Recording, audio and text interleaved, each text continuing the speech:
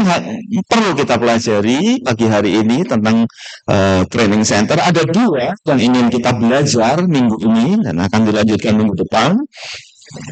Pertama, kita berlatih karakter. Ya, tadi sudah latar belakangnya, kita sudah bukan orang asing tapi kawan sewarga. Nah, sekarang kita lanjut ke berikutnya bahwa kita berlatih, namanya berlatih karakter. Nah, manusia atau orang itu diciptakan menjadi makhluk sosial, betul ya? Kita belajar dulu di SD, SMP, SMA gitu ya. Artinya apa? Kita bisa hidup sendiri. Ada satu kelompok yang sehat untuk kita bisa hidup bersama-sama. Bisa hidup sendiri di tengah hutan misalnya ya. Tetapi itu bukan desain sebelumnya gitu kan. Bahkan pada saat penciptaan Tuhan ngomong, baiklah kita menjadikan manusia yang segambar dan serupa dengan kita. Nah, bisa malaikat, Tuhan ngomong sama malaikat, bisa dengan ada pengajaran yang mengatakan itulah awal dari Tritunggal dan seterusnya lah, macam-macam lah pengajarannya. Yang jelas bahwa sudah dicontohin sama Tuhan bahwa Tuhan juga nggak sendirian. Baiklah kita menjadikan, bisa ngomong dengan malaikat, yuk kita jadiin manusia lah kira-kira gitu, jadiin sesuatu. Dari desain awalnya kita sudah didesain bukan orang yang individual. Ya, kita bukan orang yang individual sendiri. Oh, aku bisa sendiri, enggak. Itu sebabnya kita dipasangkan ya, ada pasangan suami istri. Tidak baik manusia hidup seorang diri ya. Yang single-single ya, diaminkan. Kok gak ada yang amin single-single? Amin single? Oh, malu-malu. Tidak amin dan sendiri. Iya, jadi manusia ditetapkan untuk berpasangan, artinya memang tidak baik. Tuhan sendiri ngomong tidak baik manusia hidup seorang diri saja. Ya. Nah, kenapa kita perlu yang namanya berkomunitas? Kenapa kita perlu bersama-sama? Bahasan yang sedang kita pelajari yaitu tentang kita mau belajar karakter. Gimana kita mau belajar karakter kalau sendirian? Susah ya, gitu susah, gitu kan? Galatia 5 ayat 2 dan 23 dan 23. Ayo tampilkan, bro. Galatia 5 ayat 23. Tetapi ingat ya, bahwa buah ya. Kita seperti ya, buah rasa. Ini buah kita itu satu, tapi macam-macam rasanya gitu loh. Maksudnya gitu kan. Tetapi bro, ya. Pertama apa? Kasih, sukacita, damai sejahtera, kesabaran, kemurahan, kebaikan, kesetiaan, kelemah lembutan, penguasaan diri. Coba kita belajar satu-satu coba. Kasih gitu. Kalau kita belajar kasih, bisa nggak kita sendiri? Bisa nggak? Kita perlu partner untuk kita mengasihi, untuk kita bisa dikasih. Ya kan? Ada yang merasa dimusuhi gitu. Saya belum tahu. Kalau ada cepat ketemu, serasa bertobat ya. Kita pastikan bahwa dalam satu kumpulan komunitas seperti ini kita perlu yang namanya praktek kasih. Sama-sama katakan praktek kasih. Ya, apa aja kasih itu? Ya, sesuatu yang kita bisa manifestasikan kasih, beri sesuatu, melayani, nanti di bawah ada lebih banyak lagi. Kita tidak bisa praktek kasih sendiri. Dan ini sangat penting. Yang poin pertama, kasih itu poin yang sangat penting. Karena ini yang banyak ditiru iblis, gitu kan? Kan Allah itu kasih. Nah, iblis nggak punya. Akhirnya dia meniru kasih sehingga dia ciptakan macam-macam penyimpangan ya. Kalau dulu sudah pengajaran aliran penyimpangan sesat ya, waktu saya SMP atau SD ya, masih ingat ada Children of God ya kan, karena kasih ini dipakai kebablasan sesuai firman Tuhan, jadi praktek kasih ini disama dengankan dengan seks. Nah itu yang jadi salah. Karena iblis mau tiru kasih yang dari Tuhan, jadinya salah, nggak bisa. Ini banyak salah di sini. Kasih ini juga akhirnya muncul namanya kasih yang pura-pura. Nah, kayak gitu. Nah, kita mau kasih yang murni, yang seperti yang Tuhan mau kita kerjakan. Nah, ini nggak bisa kita sendiri. Kita praktek dari tempat yang terdekat. Pertama dari kumpulan seperti ini, tapi kita mulai dari keluarga juga. Nah, di tempat ini kita belajar ya. Kan ini training center kan. Kalau kita konteksnya training center, kita belajar di sini, dipraktekkan di kehidupan sehari-hari. Ya, tapi belajar di sini kayak kita sekolah, sekolah, kalau sekolah kurang itu ya. Pendidikan apa ya? Kebersihan misalnya. Sebelum dia bisa ngambil tas di jalan, dia pasti sekolah dulu, praktek dulu namanya di kampus, baru bisa praktek gitu kan. Tapi selalu namanya ada pembelajaran. Training-training apapun selalu kita dikasih tahu lalu kita praktek. Ya, ya kita belajar di sini, praktek di sini untuk dipraktekkan lebih luas di luaran ya, di teman-teman kita, itu yang terutama di keluarga kita ya. Jadi belajar sebagai tempat dilatih karakter. Tadi dikatakan yang pertama ya. Karakter ini ada di dalam buah-buah roh. Itu sebabnya kita sekolah perang dunia ada banyak karakter, 40 karakter. Jadi semua ini lagi ada kurikulumnya, kurikulum karakter menjadi 40 karakter ya. Jadi kita saja nanti sambil berjalan kita belajar yang lebih detail lagi. Kerja sukacita. Sukacita kan juga nggak bisa sendiri kan. Ya bisa sih, cuman sukacita itu kan satu timbal balik ya. Kita melakukan sesuatu, ada orang yang mengasihi kita, lalu kita menjadi sukacita. Ini pelajaran dasar ini Bapak Ibu ya. Nggak usah yang canggih-canggih dulu ya. Sederhana dulu. Bahwa kerja tempat berlatih karakter. Ya, apa yang kita pelajari tentang buah roh. Ada banyak lagi, tidak hanya buah roh. Tapi ini sudah mencapai. Dikatakan di ayat yang terakhir, tidak ada hukum yang menentang hal itu.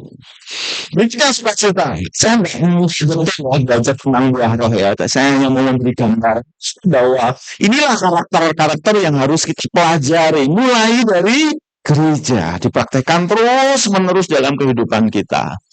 Iya, kalau di sini kita praktek, nggak bisa praktek di luar, pasti nggak bisa. Karena ini tempat prakteknya. Tempat berlatihnya. Ya kan? Bahan bakunya ada di sini, kurikulumnya ada di gereja. Kalau kita belajar dari luar bisa salah. Ya, bisa salah. Damai sejahtera. Nah, pada saat kita berbeda, pada saat kita ada berselisih, pada saat kita ada sesuatu yang tidak sama dengan pikiran kita, tapi kita menjaga tetap damai sejahtera. Itu nggak gampang.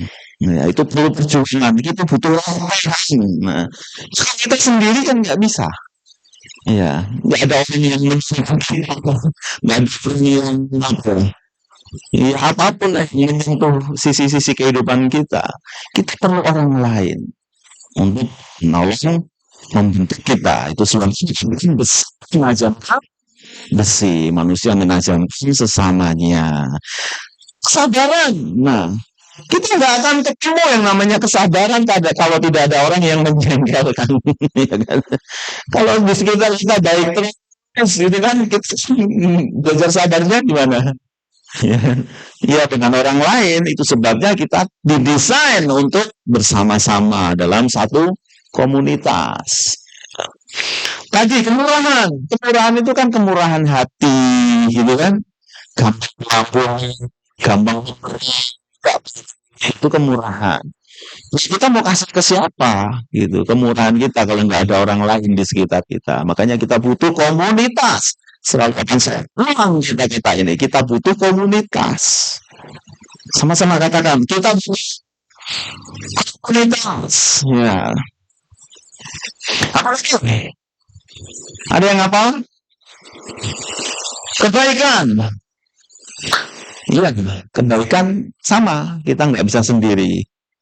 Ya, hal yang baik kita harus ekspresikan, hal yang harus kita manifestasikan kepada orang lain. Kita memberi penguatan, kita meneguhkan, kita memberi nasihat, itu kan kebaikan ya. Gitu. Kesetiaan juga kita butuh, namanya kita setia satu dengan yang lain ya. Ya, akhirnya kita setia dengan keluarga kita, pasangan kita, tapi kita juga setia dengan teman-teman kita. Ada yang sakit, kita bisa support. Ada yang kesusahan, kita bisa hiburkan. Itu kita bentuk satu kesetiaan. Kesetiaan itu begini, Bapak Ibu. Sekalipun orang itu tidak menyenangkan kita, kita tetap bisa menyatu kembali, itu kesetiaan ya. Kalau tidak kesetiaan karena kita bisa setia, kalau nggak baik kita nggak setia. Nah itu lain katanya ketidaksetiaan ya. Juga kelemahan lembutan mungkin kita sendiri ya. Ya kalau kita sedang berinteraksi dengan orang lain dengan segala kelemah lembutan ya seperti itu. Nah ini yang kita belajar. Terakhirnya apa? Penguasaan diri. Ya sama. Pada saat orang mengganggu, dalam tanda kutip mengganggu kita, tidak menyenangkan. Nah kita tetap bisa sabar. Kita masih tetap bisa terima. Itu penguasaan diri yang seperti itu. Ya di tempatnya untuk kita berlatih. Mula-mula lalu kita praktekkan dalam kehidupan sehari-hari. Penguasaan diri dalam hal apapun, dalam hal ya apapun, marah kita gitu kan, marah boleh tapi amarah enggak boleh, atau marah-marah orang tuh jangan salah gitu, kita marah boleh gitu, tapi yang nggak marah terus marah terus ini marah terus marah, nah itu namanya amarah atau marah-marah. Ya marah sekali dua kali ya itu manusiawi kan, kita meluapkan emosi kita dan setelah itu lega gitu kan, kalau nggak dulu bahaya, bisa jadi jerawat kan, katanya begitu. Tapi ada hukum yang menentang hal ini ya, ini pelajaran dasar kekristenan ya. Oleh sebab itu banyak banyak banget, saya punya saudara kakak kandung gitu yang sekarang menyeberang, tahu kan ya. Sudah tidak percaya lagi ya, tidak ada di dalam dirinya. Tapi kalau memang kita mau dia diselamatkan, kita nggak tahu sampai kapan Tuhan bawa dia kembali. Ya, tapi intinya dia sedang menyeberang sebenarnya ya. So, pada saat saya sendiri gitu, dia nggak bisa jawab gitu, nggak bisa jawab karena memang sebetulnya dia, kalau saya lihat cukup rohani gitu kan, baca Alkitabnya itu bola dari Kejadian sampai Wahyu gitu kan, gitu jadi cukup rohani menurut saya. Pada saat saya tinggi begitu dia nggak bisa jawab, nangis gitu kan, karena cewek gitu kan, kalau cowok ya mungkin saya dipukul. Saya cuma nangis gitu ya. Terus dia menyadari benar memang Kristen itu ada satu ajaran yang tidak ada di tempat lain, yaitu kasih. Ya buah roh ini yang dimaksud ya. Saya melihat ya kan di keluarga mertua saya tidak ada kasih, teman-teman saya, tapi di keluarga Kristen selalu ada kasih. Nah, itu satu bentuk testimoni sebenarnya bahwa memang itulah namanya dasar dari sebuah kekristenan, yaitu kasih. Kita bisa menginjil karena kita punya kasih. Kita mau memuridkan karena kita punya kasih. Untuk apa kita repot-repot bina orang, dampingin, gitu kan? Kemarin yang youth itu di pantai gitu kan. Untuk apa kalau Mas Danang, Mas Devi nggak punya kasih, ngapain enak di rumah gitu kan, sama anak-anak. Tapi karena punya kasih, ada sesuatu yang dia mau praktekkan, sukacitanya, damai sejahtera. Kadang-kadang apa ya namanya, dalam satu kumpulan organisasi itu kan nggak semuanya sama, ada yang bisa ikut, ada yang enggak, maksudnya bisa memahami, ada yang enggak. Kemurahan harus bagi sesuatu gitu kan, kebaikan dan seterusnya. Nah kalau nggak punya kasih, basicnya ini nggak mau orang melayani gitu kan, orang nggak mau gitu, enak sendiri gitu kan, enak sendiri, bebas, enjoy gitu kan, nggak akan mau orang ada dalam satu kumpulan ya. Makanya saya kasih apresiasi tentunya bagi teman-teman kita yang setia di dalam home, di dalam persekutuan yang ada, karena di sana praktek yang lebih nyata. Kalau di sini masih satu arah, ini pelajarannya, tapi prakteknya yang pertama di home itu Kalau ketemu yang kasih komentarnya lama gitu masih sabar. Kalau yang hanya masih sabar. Moderatornya, pembicaranya, kayak gitu namanya kan, gitu kan. Ya, berarti karakter, ya. Jadi gereja kita mengedepankan atau mengutamakan pemuridan itu nggak gampang. Kita mesti spend waktu, spend tenaga, spend biaya. Ya, kalau kumpul-kumpul makan kemarin saya diundang bohongnya Pak Sengon ya. Namanya apa sekarang? Belum ya? Masih Mulyoharjo ya. Kita kasih nama ketuanya aja ya, biar enak ya. Mas Sengon, Mas Danang, itu kan enak. Ini kidding, nanti diputuskan aja namanya mau gimana. Itu mulai satu, dua, tiga, bingung yang mana itu. Nah saya diundang, nah gitu. Tiba-tiba jatuh gitu dari surga. Pasti ada penghulu yang nyiapin, kan ada yang masak. Nah, yang sesuatu yang diberikan, ada kemurahan yang dipraktekkan di sana.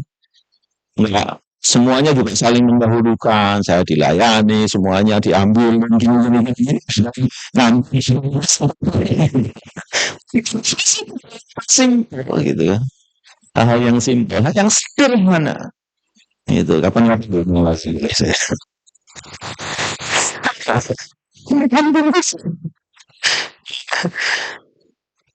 Nah, itu tempat di komunitas yang terkecil itu sebabnya kita utamakan home ya.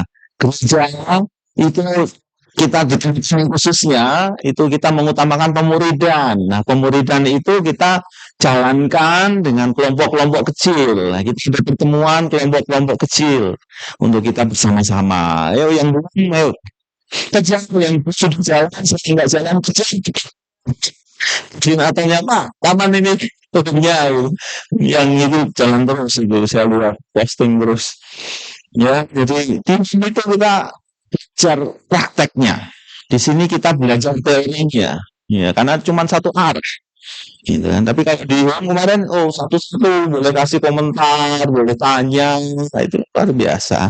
Ini masalah ini poin ini apa maksudnya, poin ini apa, menurutmu gimana, menurut gimana, kan jauh lebih bagus kan kita semakin diperkaya gitu. Itu poin yang pertama di bisa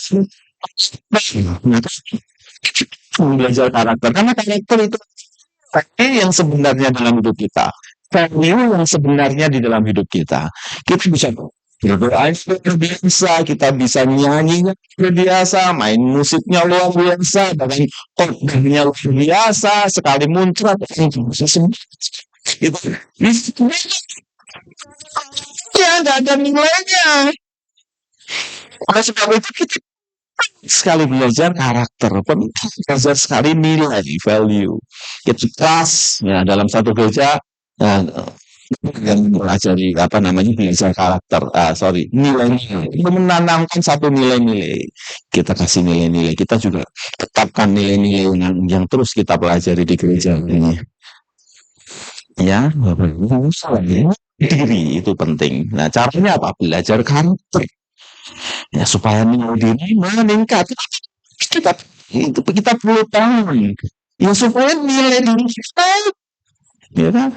Nilai kita diri naik. Saya kasih contoh ya kemarin ya. Kalau obral di sini nggak ya? Oh, aku di Jogja. Kalau baju obral ya, kalau aku pernah datang ke supermarket atau mall atau apa, Harika, Robinson pasti pernah lah ya. Yang semacam itu ya. Pasti kita kecil nanti kalau mau lebaran atau mau Natalan ada baju yang ditaruh di kotak gitu. 100.000 waktu itu kita saya ngobrol sama istri. Dulu waktu kecil itu kalau yang musim itu 1.300. Lalu 10.000. Nah sekarang menurut saya 100.000. Ya di toko-toko butik juga ada yang segitu. Tapi 1 juta. Saya saya butuh celana pendek cukup banyak karena saya kan nge-gym supaya bisa ganti-ganti gitu kan. Saya masuk ke toko gitu, saya lihat harganya 250. Oke lah 250 zaman sekarang menurut saya oke. Nah setelah saya coba, kebetulan yang gede sih. Tapi ya let's say saya masih bisa pakai itu. Lalu saya tanya harganya berapa? 490. Nah, dan itu misalnya 250. Kalau beli tiga dapat beli dua dapat tiga gitu kan. Ini wah mahal juga. Saya butuhnya satu 400 saya nggak jadi beli gitu karena nggak jadi murah gitu kan 400 celana pendek 400 ngapain buat saya gitu kan saya pikir gitu kan. Nah ini saya nggak jadi beli gitu kan ya itu. Nah kalau kita yang baju yang murah-murah di kota ya betul ya. Ya betul, pernah lihat nggak sih? Saya ngomong nggak bisa bayangin. Kalau di supermarket, tapi tadi mau di Matahari lah atau di Robinson gitu, kan ada yang keranjang itu ya, besi itu. Awut-awutan kan, 100.000 tiga. Tapi coba kita datang ke butik yang harganya katakanlah 500.000, pasti ditaruh di lemari, dipajang, bagus itu. Nah itulah nilai. Kalau nilainya murah ya gitu, acak-acakan gitu, dikasih orang, gitu, karyawan gitu kan. Nah, kita cek diri kita, nilai kita seberapa. Kita sering nggak diacak-acak orang hidup kita. Gitu. Nah, kalau yang mahal selalu ditata rapi, gitu kan. Diambilin, saya ambilin Pak. Oh, sampai diambilin, karena kan mahal kan, kita nggak boleh ambil sendiri. Nah, contohnya kayak gitu, kita perlu belajar karakter supaya nilai diri kita naik, meningkat. Ya, bagaimana nilai diri kita? Tadi poin-poin itu untuk kita bisa belajar. Ya, berikutnya kita mau belajar apa di gereja? Belajar karunia. Ya, karunia ini sangat penting ini. Karunia. Ini juga nggak terlalu sering dibicarakan di gereja. Ya, tetapi ini penting ya. Karunia itu penting ya. Cuma 8. Sama seperti pada satu tubuh kita mempunyai banyak kita tidak semua anggota yang sama. Tidak semua anggota itu mempunyai tugas yang sama. Demikian satu Kristus. Kita masing-masing adalah tahu yang seorang terhadap yang lain. Ini yang perlu kita garis bawahi. Kita ini anggota satu dengan yang lain. Kita ini anggota satu yang seorang terhadap yang lain. Jadi saya ini anggotanya Bang Dani. Saya ini anggotanya Bang Kia. Bang Kia anggotanya Emi. Kita ini anggota seorang terhadap yang lain. Kita tidak milik kita sendiri. Kita dipakai, kita ada untuk saling mensupport, saling menopang yang lain. Gitu maksudnya ya. Nah, berikutnya demikianlah oleh sebab itu, demikianlah itu sama dengan oleh sebab itu kita mempunyai karunia yang berlainan. Ya kan sama seperti dalam satu tubuh ya. Kita punya fungsi yang berbeda-beda. Dalam satu tubuh Kristus kita punya karunia yang berbeda-beda. Ya. Berlainan menurut kasih karunia yang dianugerahkan kepada kita. Jika karunia itu adalah untuk bernubuat, baiklah kita melakukannya dengan iman kita. Maksudnya bernubuat, menyampaikan pesan Tuhan, menyampaikan firman Tuhan.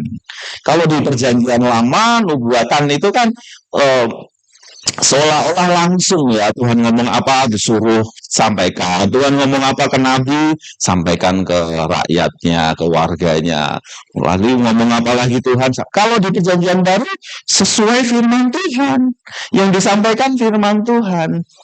Saya ketemu dengan seseorang dan dia cerita lebih banyak komplainnya, lalu saya sampaikan, kamu masalahmu cuma satu, kamu kurang rendah hati. Gitu.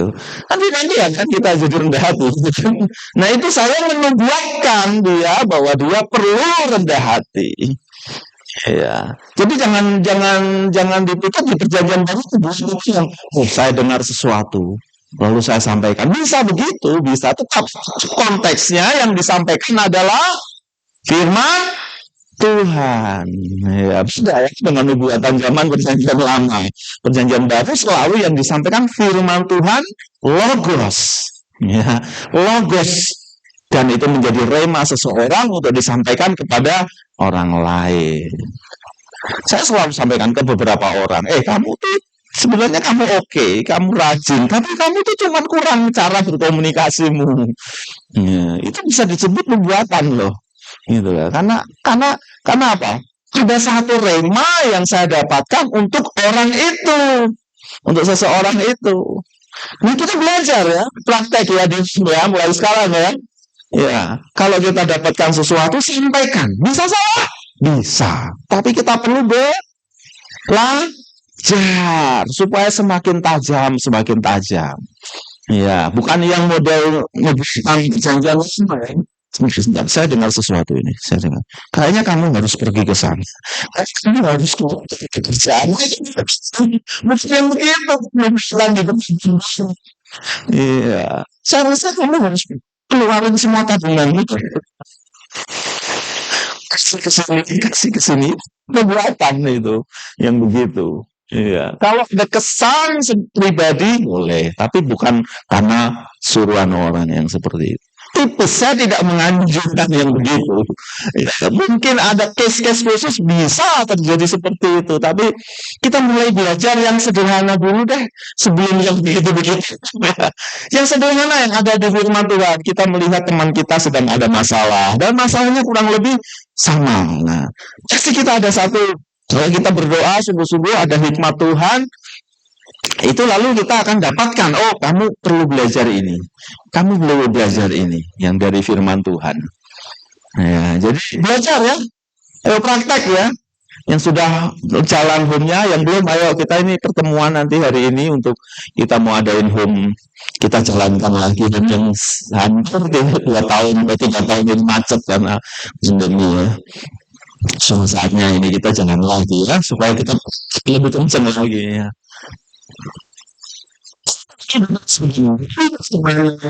Jelas ya. Jika karunia itu seperti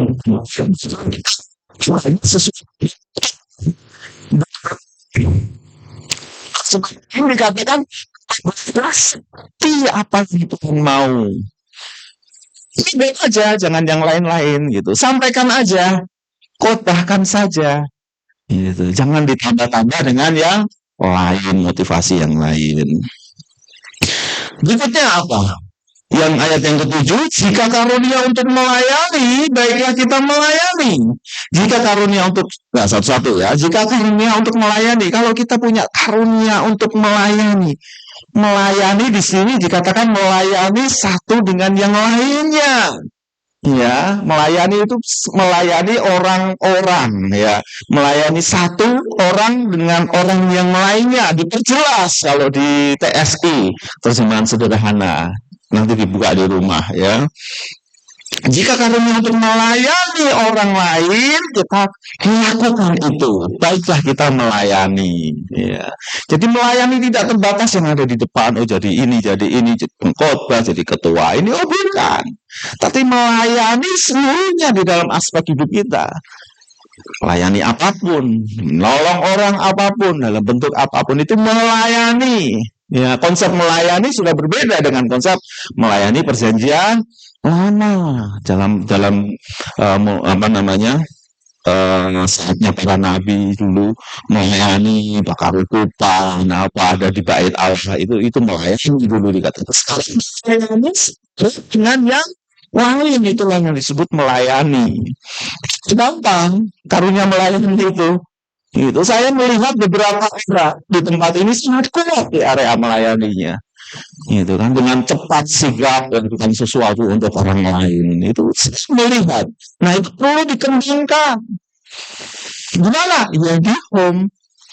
Ya, jadi home itu tempat praktek yang luar biasa, yang sangat efektif ya. Di home bukan praktek ngobrol ngomong orang tiba ya benar istilahnya.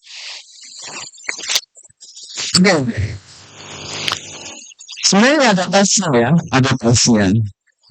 kita kuat di mana gitu ya. Tapi mungkin nanti next time ya.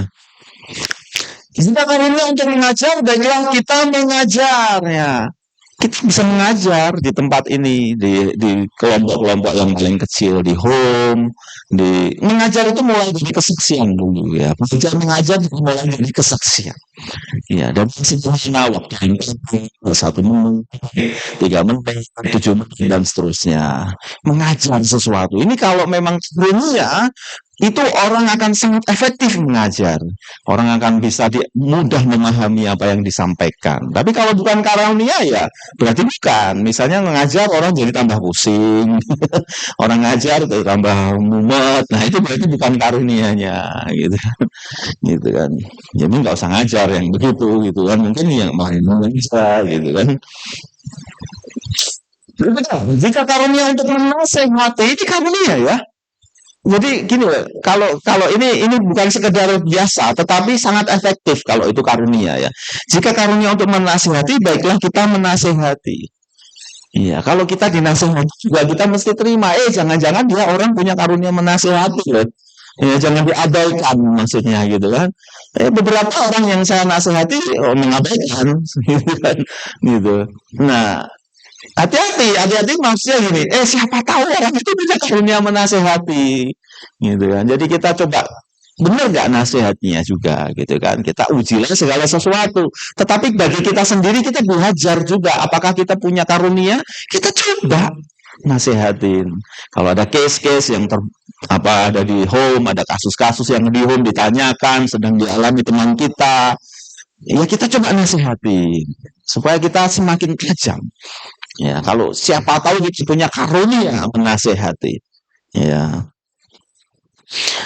Ada beberapa bagian ya, tidak hanya di sini saja tentang karunia, tetapi nggak apa-apa kita ambil dari sini contohnya supaya nggak terlalu lama.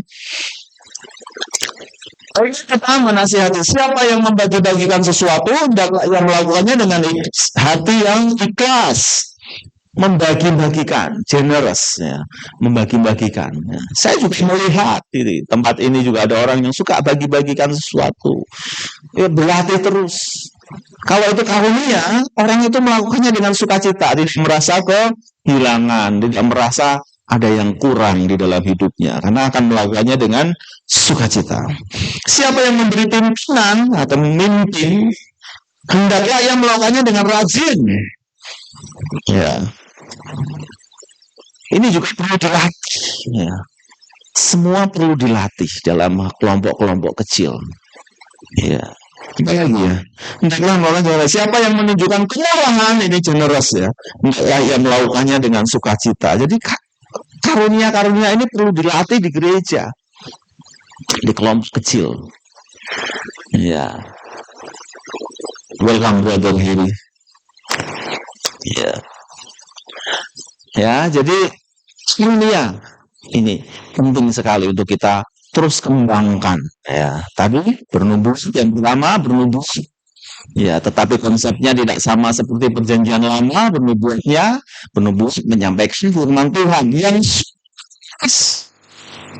yang sudah tertulis. Implikasinya apa? Tidak cukup sepenuhnya, tetapi namanya nasihat. Nah, selalu kan ini. Kalau orang pasti dia punya nasihat. Ya, kayak gitulah kira-kira. Ini bisa di-mix, dicampur-campur atau dikombinasi. Orang yang biasanya mana? Orang mengajar biasanya memimpinnya kuat. Gitu. Orang yang suka mengajar memimpinnya juga kuat. Gitu. Yang suka membagi-bagikan biasanya orangnya murah hati, kayak gitu. Nah, kita belajar terus ini sepanjang hidup kita di dalam kelompok-kelompok kecil, kita murah hati, mudah untuk membagi-bagikan, ya, melayani, ya. Apa Bapak Ibu? Ulang lagi ya. Yang pertama ayat yang ini. Berikutnya melayani. Yang ketiga mengajar. Keempat menasehati. Yang kelima membagi-bagikan. Keenam memimpin. Yang berikutnya yang terakhir, kemurahan hati. Itu karunia. Tetapi kemurahan hati itu juga sebuah nilai untuk kita bisa terus kembangkan. Tapi kalau memang orang yang berkarunia yang berbeda, dia akan sangat-sangat murah hati. Tapi kalau kita tetap belajar murah hati, kita harus punya nilai murah hati. Tetapi orang yang berkarunia lebih efektif lagi dalam bermurah hati. Ya, gitu ya. Kalau nggak berkarunia mungkin bermurah hati, tetapi ya sekedarnya. Ya. Tapi kalau yang karunia murah hati itu luar biasa. Sampai Tuhan sediakan segala sesuatunya untuk dibagi-bagikan itu. Nah, itu Bapak Ibu, pagi ini kita nggak yang sulit-sulit ya, bisa tangkap ya. Kita belajar yang sederhana, tapi kita mau praktek. Ya, praktek terus dalam home ya. Tadi pertama kita belajar tentang karakter, apa itu di dalam buah roh. Ya, kasih, sukacita, dan sejahtera. Ya sama-sama yuk. 3, 2, 1. Kasih, sukacita, damai sejahtera, kesabaran, kemurahan, kebaikan, kesetiaan, kelemah lembutan, penguasaan diri. Belajar tentang karakter. Lalu kita belajar tentang karunia. Apa itu? 1. Bernubuat. 2. Melayani. 3. Menasehati. 4 ya. 5. Membagi-bagikan. Lalu memberi pimpinan dan kemurahan. Ya. Belajar ya.